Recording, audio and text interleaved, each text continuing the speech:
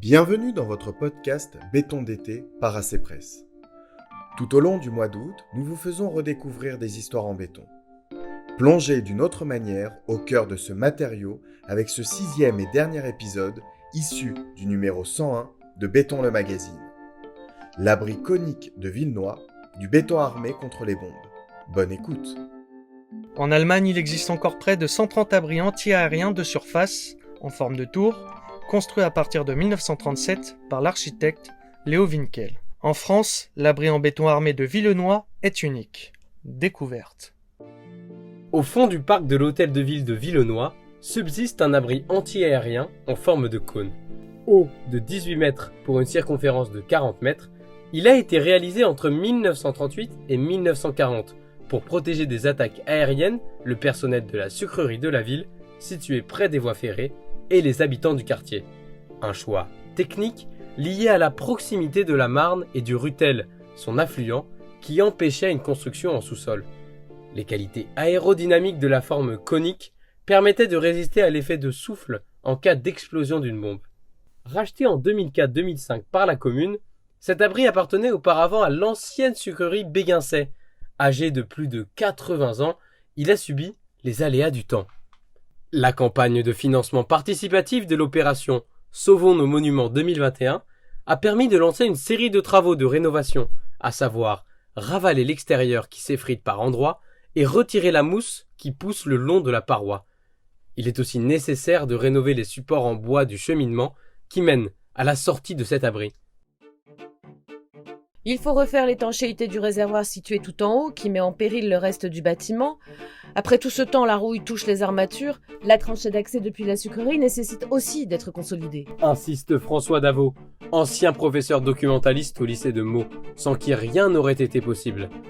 Depuis qu'il est à la retraite, il a remis le lieu en état autant qu'il le pouvait. Déjà, c'était une jungle autour de l'abri. Il a fallu beaucoup de travail physique. En même temps, cela ressemblait à un mini-travail archéologique. Il faut de la finesse pour comprendre à quoi sert un bout de ferraille que l'on trouve, comme les contrepoids qui servent à fermer rapidement les portes.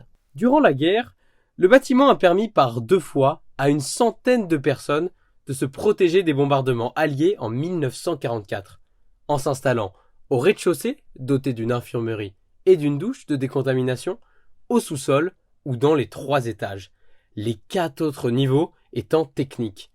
Comble du confort, chaque étage comporte des toilettes et est éclairé à l'électricité. Pour respirer, un ingénieux système de tuyauterie diffuse de l'air pompé grâce à un vélo actionné par un volontaire. Ce dispositif a, lui aussi, été réparé par François Davot. Des travaux d'urgence ont pourtant débuté dès septembre 2011, à l'initiative de ce retraité. Financés par la commune, ils se sont poursuivis tout au long de l'année 2013. Mais ils n'ont pas suffi. Heureusement, grâce à l'intervention des cordistes de la société chéloise Altissure, les parois externes du cône ont retrouvé un aspect presque neuf. La maçonnerie des 3 entrées du sous-sol a été reprise, un éclairage sur batterie de 5 pièces du rez-de-chaussée et du sous-sol a été réalisé et, comme en 1944, chaises et bancs de bois provenant de salles de vente permettent aux visiteurs de s'imaginer attendre la fin d'une alerte aérienne. Construit en béton, armé d'anciens rails de chemin de fer réutilisés, le recyclage avant l'heure, les murs sont épais de plus de 55 cm. Les petites ouvertures triangulaires de chaque étage sont protégées intérieurement des éclats de bombes et du souffle de l'explosion par un lourd bouclier de fer, que l'on pouvait mettre ou enlever à la main.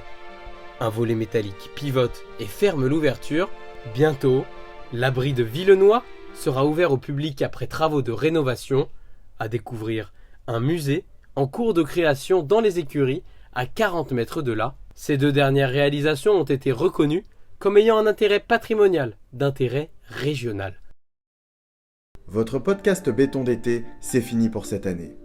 Merci de nous avoir suivis. Retrouvez la série en intégralité sur notre site www.acpress.fr. Vous pouvez également nous suivre toute l'année à travers nos réseaux sociaux. Le béton est merveilleux et il y a toujours de nouvelles choses à raconter. Alors, à bientôt pour de nouvelles histoires.